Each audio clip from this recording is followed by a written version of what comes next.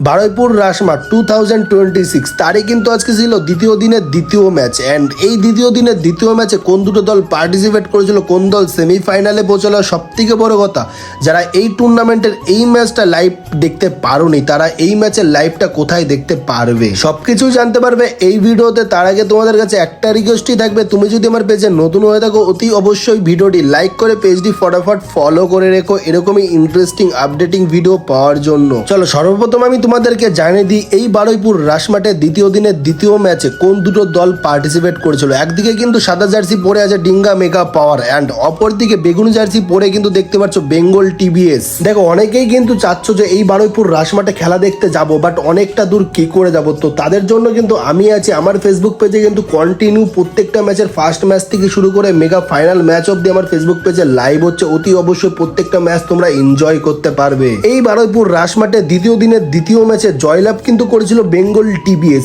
And পরাজিত team কিন্তু আজকে হয়েছিল ডিঙ্গা মেগা পাওয়ার।